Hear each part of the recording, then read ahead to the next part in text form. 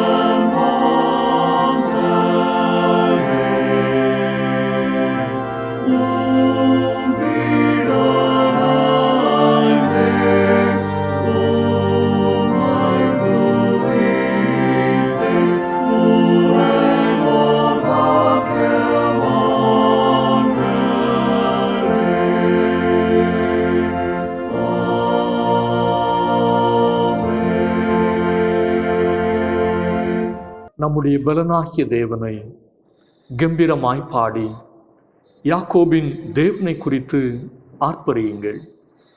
தேவ சபையிலே தேவன் எழுந்தருளி இருக்கிறார். ஜெபம் செய்வோம். எங்கள் கண்மலையும் மீட்பெருமாகிய கடவுளே, இந்த பரிசுத்தமான ஞாயிறு காலை ஆராதனையிலும் உமது சமூகத்தை அலங்கரிக்க தந்த நல்ல பாக்கியத்திற்காக உம்மை துதிக்கிறோம். தன்னையே வெறுமையாக்கி எங்களுக்கு நித்திய வாழ்வை தம் உதரத்தின் வழியாகவும் திரு சரீரத்தின் வழியாகவும் தந்த கிறிஸ்துவை போல பிறர் வாழ்வுக்காக எங்களை உடைக்கவும் வெறுமையாக்கவும் இந்த தொழுகையின் வழியாக எங்களுக்கு பலன் தாரும். கிறிஸ்து இயேசுவோடு நடக்க ஆவியில் அகமகிழ பிரசன்னத்தால் எங்களை நிறைத்தருளும். துதி கன மகிமை அனைத்தையும் உமக்கே செலுத்துகிறோம். இயேசு கிறிஸ்துவின் பரிசுத்தமுள்ள நாமத்தில் ஜெபிக்கிறோம் நல்ல பிதாவே, ஆமென்.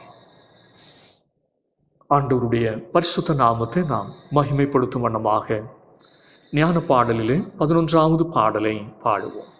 போற்றிடு ஆன்மமே சிருஷ்டி கர்த்தாவாம் வல்லோரை. ஞான பாடலிலே 11வது பாடல்.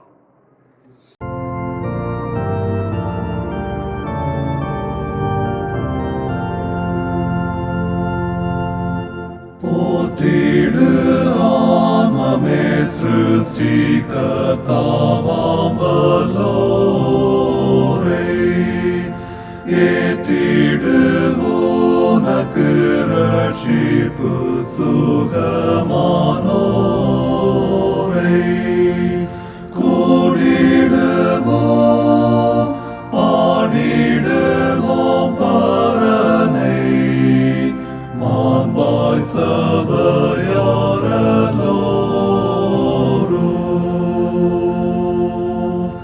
போற்றிடு யாவையும் ஞானமாயாளும் பிரானே.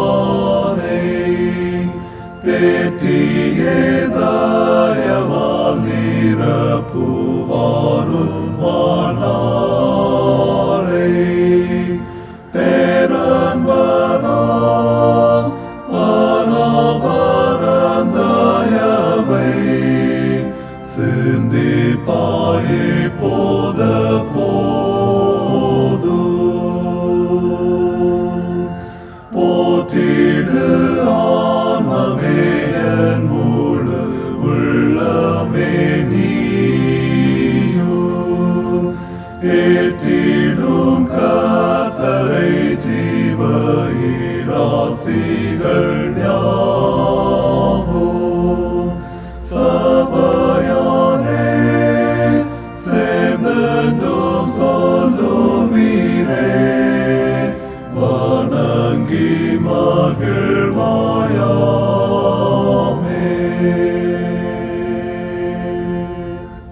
இந்த நாளுக்குரிய திருமுறை பாடத்தை நாம் படிக்க கேட்போம். வாசிக்கும்படியாக கொடுக்கப்பட்ட திருமறை பகுதி யோவான் எழுதின சுவிசேஷம் 6ஆம் அதிகாரம் வசனங்கள் 47 முதல் 59 முடிய. யோவான் 6:47 முதல் 59 முடிய. என்னிடத்தில் விசுவாசமாயிருக்கிறவனுக்கு நித்திய ஜீவன் உண்டென்று மெய்யாகவே மெய்யாகவே உங்களுக்கு சொல்லுகிறேன். ஜீவ அப்பம் நானே. உங்கள் பிதாக்கள் வனாந்தரத்திலே மன்னாவை புசித்திருந்தும் மரித்தார்கள். இதிலே புசிக்கிறவன் மறியாமல் இருக்கும்படி வானத்திலிருந்து இறங்கின அப்பம் இதுவே.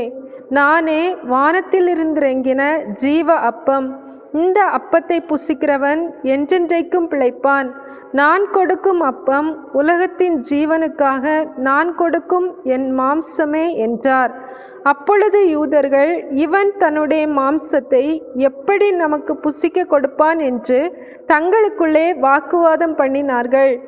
அதற்கு இயேசு அவர்களை நோக்கி, நீங்கள் மனுஷகுமாரனுடைய மாம்சத்தை புசியாமலும் அவருடைய இரத்தத்தை பானம் பண்ணாமலும் இருந்தால் உங்களுக்குள்ளே ஜீவனில்லை என்று மெய்யாகவே மெய்யாகவே உங்களுக்கு சொல்லுகிறேன்.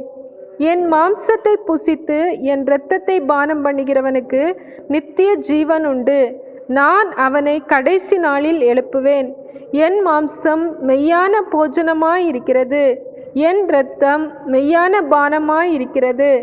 என் மாம்சத்தை புசித்து என் இரத்தத்தை பானம் பண்ணுகிறவன் என்னிலே நிலைத்திருக்கிறான், நானும் அவனிலே நிலைத்திருக்கிறேன்.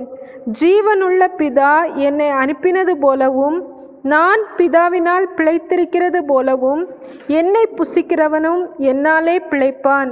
வானத்தில் இருந்து இறங்கின அப்பம் இதுவே. இது உங்கள் பிதாக்கள் புசித்த மன்னாவை போலல்ல, அவர்கள் மரித்தார்களே. இந்த அப்பத்தை புசிக்கிறவனோ என்றென்றைக்கும் பிழைப்பான் என்றார். கப்பர்நகுமில் உள்ள ஜெப ஆலயத்திலே அவர் உபதேசிக்கையில் இவைகளை சொன்னார். வாசிக்கும்படியாக கொடுக்கப்பட்ட திருமறை படம் வாசித்து முடிந்தாயிற்று. கிறிஸ்துவே உமக்கே மகிமை உண்டாவதாக.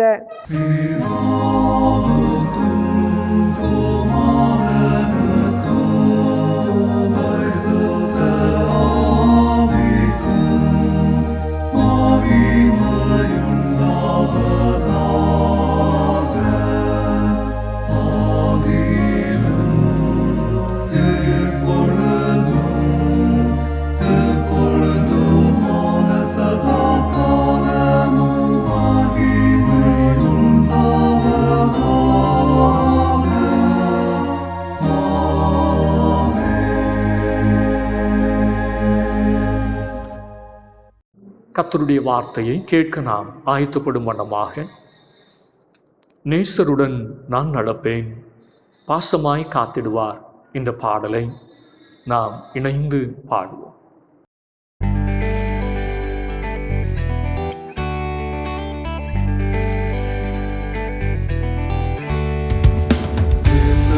நான் நடப்பேன், பாசமாய் காத்திடுவான். காரிருள் சூழ்ந்திடினும் என்னை கரம் பற்றி நடத்திடுவான். காரிருள் சூழ்ந்திடினும்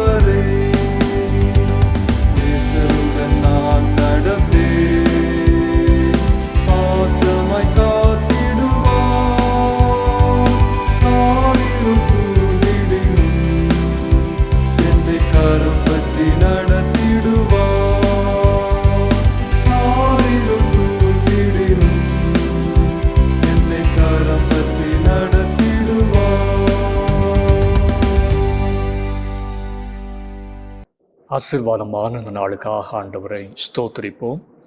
கர்த்தர் நாம் ஒவ்வொருவரையும் ஆசீர்வதிப்பாராக.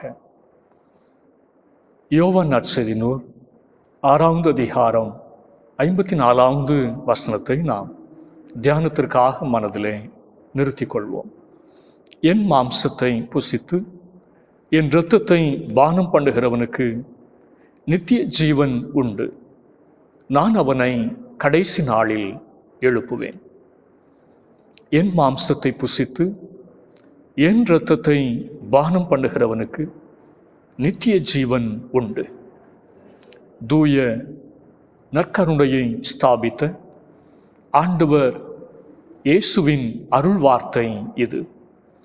ஒவ்வொரு கிறிஸ்தவரும் தன் வாழ்வில் கடைப்பிடிக்க வேண்டிய மிக முக்கியமான ஆன்மீக கடமையாக திருவருட்சாதனம் காணப்படுகிறது.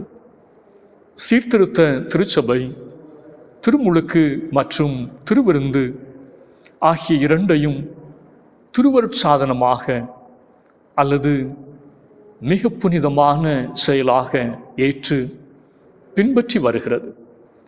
கடவுள் தன் ஒரே மகனை தியாக பலியாக கொடுத்ததை நினைவூட்டும் செயல்தான் திருவிருந்து.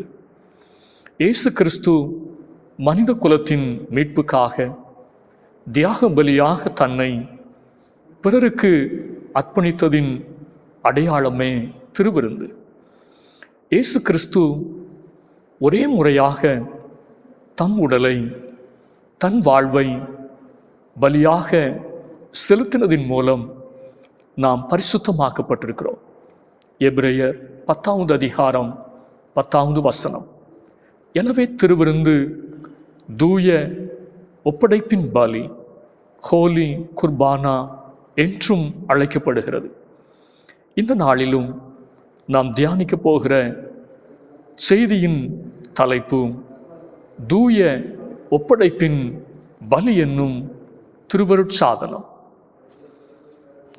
இயேசு கிறிஸ்துவின் தூய ஒப்படைப்பின் பலியின் மூலம் நாம் பெறும் 3 ஆசீர்வாதங்களை இன்றைய தியான பகுதியில் கர்த்தர் நமக்கு வெளிப்படுத்தி இருக்கிறார். முதலாவதாக நீதி வாழ்வை தரும் பலி. நீதி வாழ்வை தரும் பலி. யோவான் 6வது அதிகாரம் 53வது வசனம். அதற்கு இயேசு அவர்களை நோக்கி, நீங்கள் மனுஷகுமாரனுடைய மாம்சத்தை புசியாமலும் அவருடைய இரத்தத்தை பானம் பண்ணாமலும் இருந்தால் உங்களுக்குள்ளே ஜீவன் இல்லை என்று மெய்யாகவே உங்களுக்கு சொல்லுகிறேன். இன்று அநேகர் நீதியான வாழ்வு வாழ ஜீவனற்றவர்களாக இருக்கிறார்கள். பரிசுத்த குலைச்சலான அசுத்தமான மறைவான பாவ காரியங்களில் உற்சாகமாக இருக்கிறார்கள். கர்த்தருக்கு பிரியமில்லாத அநீதியான காரியத்தில் துடிப்போடு இருக்கிறார்கள். ஆனால் நீதியாக நடக்க, நியாயமாய் செயல்பட ஜீவனற்றவர்களாய் இருக்கிறார்கள். காரணம், தன்னையே தியாக பலியாக தந்த கிறிஸ்துவோடு இன்னும் அவர்கள் ஐக்கியப்படவில்லை. இயேசு கிறிஸ்துவுக்கு தங்கள் வாழ்வை ஒப்படைக்கவில்லை. கிறிஸ்தவர்கள் பிறப்பதில்லை, உருவாக்கப்படுகிறார்கள் என்கிறார் தூய எரோனிமஸ். காரணம், நீதியான கிறிஸ்தவ வாழ்வு என்பது தானே நடைபெறக்கூடிய ஒரு நிகழ்வு அல்ல. மாறாக ஒரு சில நல்ல பண்புகளை நமதாக்கும்போது நம்மில் வெளிப்படுபவை. நீதியின் பண்புகளை உருவாக்கக்கூடிய வல்லமை நற்கருணைக்கு உண்டு. ஆதி திருச்சபையாரின் வாழ்வு பகிர்வை மையமாக கொண்ட வாழ்வாக இருந்தது. பொது நலத்தை முக்கியப்படுத்தும் வாழ்வாக, சுயநலத்தை வெற்றி கொண்ட வாழ்வாக இருந்தது. இதற்கான முக்கிய காரணம், அவர்கள் அப்பம் பிட்குதலிலும் ஜெப வாழ்விலும் நிலைத்திருந்தது என்று அப்போஸ்தலர் 2வது அதிகாரம் 46வது வசனம் கூறுகிறது, இன்று நிலத்தை எழுதி வாங்கிவிட்டு பெற்றோரை வீட்டை விட்டு துரத்தும் பிள்ளைகள், சகோதரர்களின் சொத்தை வஞ்சித்து எடுப்போர், ஏழைகளின் சொத்துக்களை அபகரிப்போர், எல்லை கல்லை மாற்றி பிரச்சனைகள் செய்வோர், பண விஷயத்தில் உண்மையற்றோர், ஏமாற்றுவோர், மோசடியில் ஈடுபடுவோர் கிறிஸ்தவத்திற்குள்ளாக பெருகி வருகிறதை நாம் கண்கூடாக பார்க்கிறோம். கர்த்தருடைய பந்தி நீதி வாழ்விற்கு நம்மை அழைக்கிறது. 1 கொரிந்தியர் 11:27-28 பவுல் சபையாருக்கு எச்சரிப்பு தந்து எழுதுகிறார். இப்படி இருக்க எவன் அபாத்திரமாய் கர்த்தருடைய அப்பத்தை புசித்து அவருடைய பாத்திரத்தில் பானம் பண்ணுகிறானோ அவன் கர்த்தருடைய சரீரத்தையும் இரத்தத்தையும் குறித்து குற்றம் உள்ளவனாயிருப்பான். எனவே எந்த மனுஷனும் தன்னைத்தானே சோதித்தறிந்து இந்த அப்பத்தை புசித்து இந்த பாத்திரத்தில் பானம் பண்ண கடவன். கர்த்தருடைய பந்தி நம்மையே ஆராய்ந்து அறிய அழைக்கிறது. ஒவ்வொருவரும் தங்களை சோதித்தறிய அழைக்கிறது. இங்கே பவுல் 2 முக்கியமான வார்த்தைகளை பயன்படுத்துகிறார். அபாத்திரமாய். தேவ சமூகத்திலே அபாத்திரமாய் நாம் காணப்படுகிறோமா? மற்றொரு வார்த்தை தன்னைத்தானே சோதித்தறிந்து. நம்மையே சோதித்தறிந்து பார்க்க நாம் அழைக்கப்பட்டிருக்கிறோம். நம்முடைய நீதிகள் எல்லாம் அழுக்கான கந்தைகள் போல் இருக்கிறது என்று ஏசாயா 64:6 சொல்லுகிறது. கிறிஸ்துவின் பலி என்னையும் உங்களையும் நீதிமானாக மாற்றுகிறது. ரோமர் 5:9. இப்படி நாம் அவருடைய இரத்தத்தினாலே நீதிமான்களாக்கப்பட்டிருக்க கோபாக்கினைக்கு நீங்களாக அவராலே நாம் ரட்சிக்கப்படுவது அதிக நிச்சயமாமை. கர்த்தருடைய பந்தியில் விசுவாசத்தோடு ஐக்கியப்படும் போது நம் வாழ்வில் தேவ நீதி துளிர்விட ஆரம்பிக்கிறது. நம் வாழ்வு நீதி உள்ள வாழ்வாக மாறுகிறது. நீதி உள்ள வாழ்வை தருகின்ற பலியே கிறிஸ்துவின் பலி. 2வதாக நிலைத்திருக்க செய்யும் பலி. யோவான் நற்செய்தி நூல் 6வது அதிகாரம் 56வது வசனம், என் மாம்சத்தை புசித்து என் இரத்தத்தை பானம் பண்ணுகிறவன் என்னிலே நிலைத்திருக்கிறான், நானும் அவனிலே நிலைத்திருக்கிறேன். கர்த்தருடைய பந்தியின் வழியாக கிறிஸ்துவோடு நிலைத்திருக்கிற பாக்கியத்தை பெறுகிறோம். கடமைக்காக கர்த்தருடைய பந்தியில் பங்கு பெறுகிறவர்கள் கிறிஸ்துவோடு நிலைத்திருப்பதில்லை. ஆலயத்திலே ஆன்மீக பானம், ஆலயத்திற்கு வெளியே மதுபானம் என்று இரட்டை வாழ்க்கை வாழும் கிறிஸ்தவர்கள் உண்டு. ஆலயத்தில் பக்தி செயல், வெளியிலே பாதக செயல் என்று மாறுபாடான வாழ்க்கை வாழும் கிறிஸ்தவர்கள் உண்டு. நானும் நீங்களும் கிறிஸ்துவில் நிலைத்திருந்தால் மாத்திரமே கனி உள்ள கிறிஸ்தவ வாழ்க்கை வாழ முடியும். கர்த்தருடைய பந்தி பாவத்தில் நிலைத்திராதபடிக்கு பரிசுத்த வாழ்வில் கிறிஸ்துவோடு நிலைத்து நிற்க நம்மை அழைக்கிறது. நற்குணங்களில் நிலைத்து நிற்க நம்மை அழைக்கிறது. கர்த்தருடைய பந்தியில் அர்ப்பணத்தோடு பங்கு பெறும்போது கிறிஸ்துவில் நிலைத்து நிற்கும் அனுபவத்தை பெறுகிறோம். கிறிஸ்துவில் நிலைத்து நிற்கும் ஆசீர்வாதத்தை பெறுகிறோம். 3வதாக நித்திய வாழ்வை தரும் பலி. யோவான் நற்செய்தி நூல் 6வது அதிகாரம் 54வது வசனம், என் மாம்சத்தை புசித்து என் இரத்தத்தை பானம் பண்ணுகிறவனுக்கு நித்திய ஜீவன் உண்டு, நான் அவனை கடைசி நாளில் எழுப்புவேன். கர்த்தருடைய பந்தி நித்திய ஜீவன் தரும் பந்தி. ஏசாயா 13 சொல்வது போல, புசிப்போம், குடிப்போம், நாளைக்கு சாவோம் என்று மனம் போல் வாழ்கிறவர்கள் உண்டு. கர்த்தருடைய பந்தி நித்திய வாழ்வு உண்டென்பதை உணர்த்துகிறது. என்னையும் உங்களையும் நித்திய வாழ்வுக்கு அழைக்கிறது.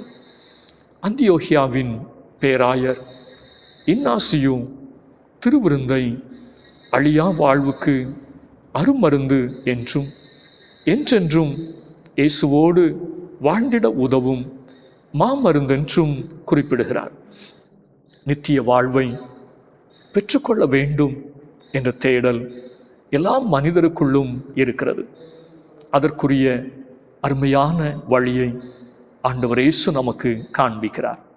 என் மாம்சத்தை புசித்து என் இரத்தத்தை பானம் பண்ணுகிறவனுக்கு நித்திய ஜீவன் உண்டு. அழியக்கூடியதும் அழுகக்கூடியதும் முழுமையற்றதும் பலவீனமும் நோவும் நிறைந்த நம்முடைய வாழ்விற்குள் இயேசு கிறிஸ்து வருவாரானால் அழியாத வாழ்வை நாம் சொந்தமாக்கிக் கொள்வோம். எவ்வளவு பெரிய ஒரு வாய்ப்பு, எவ்வளவு பெரிய ஒரு பாக்கியம்! இந்த நல்ல சந்தர்ப்பத்தை நம்மில் ஒருவரும் இழந்து போய்விடக்கூடாது. யோவான் 6:57, 58வது வசனம் சொல்லுகிறது, முற்பிதாக்கள் பரலோக மன்னாவை புசித்தார்கள்.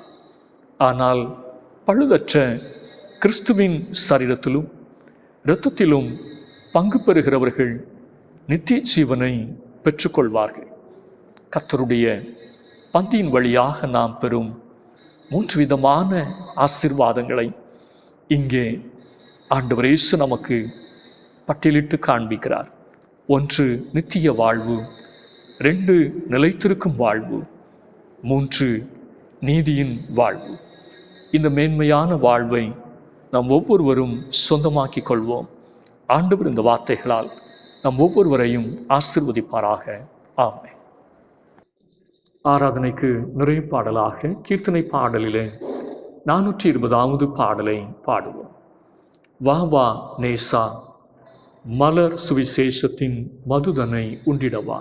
கீர்த்தனை பாடல் 420.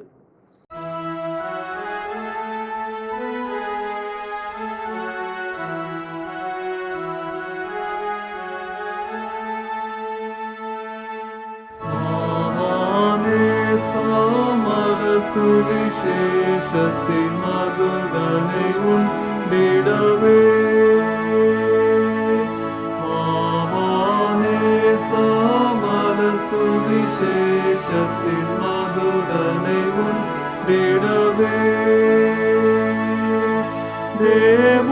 தேவாமிர்தமாம் ஜீவனை கண்டிட சாவாமிர்தமாம் சாமியை தேவாமிர்தமாம் ஜீவனை கண்டிட சாவாமிர்தமாம் சாமியை அண்டிட மாவானேசமலர்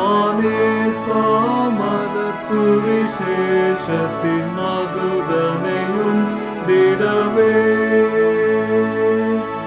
ஜீவ போஜனம் ஜீவநீரதும் தினமும் சுரந்திடவே தினமும் பார்த்திட தினமும் கேட்டிட சிந்தை வரும் திடமே பாவமனைத்தையும் பாடுடன் அளித்திடும் ஓவா மகிழ்ச்சியை உளமதில் அளித்திடும் பாவமனைத்தையும் பாடுடன் அளித்திடும் ஓவா மகிழ்ச்சியை உளமதில் அளித்திடும் மாவானேசமலர் சுவிசேஷத்தின் மதுதனை உண்டிடவே இயேசு நாமமதெங்கெங்கும் உதவுமோ இன்பமழை திடுதே இனிய மறையது திடமே தேடிடின் இருதயம் விழித்திடுதே பேசிட பெயர்ந்திட ஓடிடும் வீசிடும் ஒளியாது வீருடன் நீட்டிடும் பேசிடும் பேயெல்லாம் பெயர்ந்திட ஓடிடும் வீசிடும் ஒளியாது வீருடன் நீட்டிடும் ஆவானே சாமலர் சுவிசேஷத்தின் மதுதனை உண்டிடவே மாவானே சாமலர் சுவிசேஷத்தின் மதுதனை உண்டிடவே. ஜெபம் செய்வோம். என் மாம்சத்தை புசித்து என் இரத்தத்தை பானம் பண்ணுகிறவனுக்கு நித்திய ஜீவன் உண்டு என்று தம் திருமைந்தன் இயேசு கிறிஸ்துவின் வழியாய் திருவுளம் பற்றின எங்கள் அன்பின் பரலோக பிதாவே, இந்த தொழுகையின் தொடக்கம் முதல் இந்த நிறைவு நேரம் மட்டும் உம்முடைய பரிசுத்த பிரசன்னத்தால் எங்களை ஆசீர்வதித்தீரே. உம்மை துதிக்கிறோம். இல்லங்களுக்கு நேராய் புறப்பட்டு செல்லுகிற பொழுது உம்முடைய வார்த்தையினாலே எங்களை ஆசீர்வதித்து அனுப்ப நாங்கள் ஜெபிக்கிறோம். கர்த்தருடைய பந்தி நீதியின் வாழ்வை, கிறிஸ்துவில் நிலைத்திருக்கும் வாழ்வை, நித்திய வாழ்வை எங்களுக்கு தருகிறது என்று சொல்லி நாங்கள் தியானித்தோமே. அந்த ஒப்பற்ற ஆசீர்வாதத்தை ஒவ்வொருவரும் சொந்தமாக்கி கொள்ள கர்த்தர் கிருபை பாராட்ட ஜெபிக்கிறோம். ஒருவராகிலும் கர்த்தருடைய பந்தியை அசட்டை செய்யாதபடிக்கு பக்தியோடும் பயத்தோடும் ஆண்டவர் அண்டை கிட்டி சேர்வதற்கு ஒவ்வொருடைய இருதயங்களிலும் உணர்வை கர்த்தர் தந்திருக்கிறீர். அப்படியே கர்த்தரை நாங்கள் விசுவாசமுள்ள இருதயத்தோடு பற்றி கொள்ள கிருபை பாராட்ட நாங்கள் ஜெபிக்கிறோம்.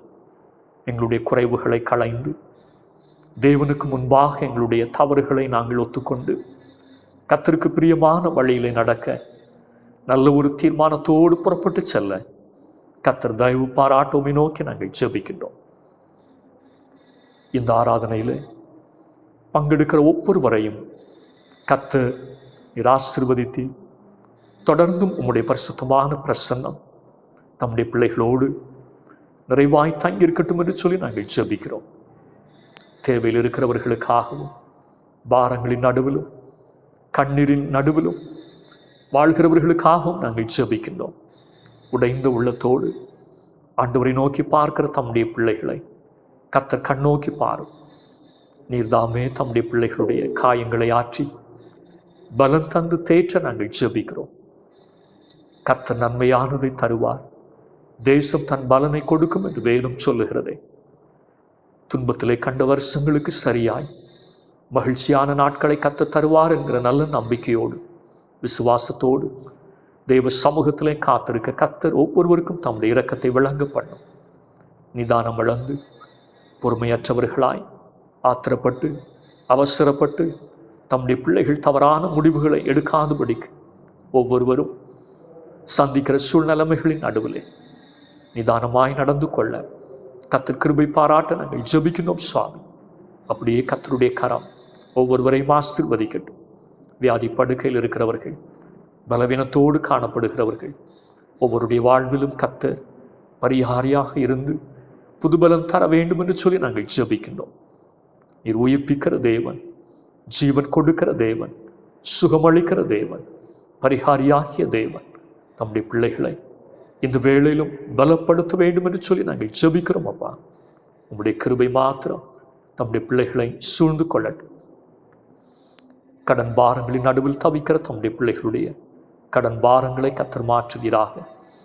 குடும்ப வாழ்க்கையிலே சமாதானத்திற்காய் காத்திருக்கிற தம்முடைய பிள்ளைகளுடைய வாழ்க்கையிலே தெய்வீக சமாதானம் நிரப்பட்டும் என்று சொல்லி நாங்கள் ஜெபிக்கின்றோம்.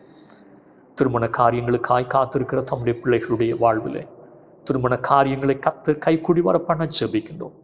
வேலை வாய்ப்புக்காய் காத்திருக்கிறவர்கள் உண்டு. பொருத்தனையோடும் ஜெபத்தோடும் ஆண்டவரை நோக்கி பார்க்கிற நம்முடைய பிள்ளைகளை கர்த்தர் நினைந்தருள உம்மை நோக்கி நாங்கள் ஜெபிக்கிறோம்.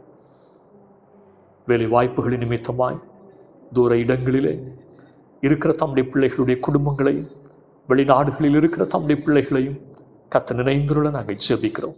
இருக்கிற இடத்திலே உம்முடைய கிருபை தம்முடைய பிள்ளைகளை சூழ்ந்து கொள்ளட்டும் என்று சொல்லி நாங்கள் ஜெபிக்கிறோம் அப்பா. அப்படியே கர்த்தர் ஆசீர்வதி.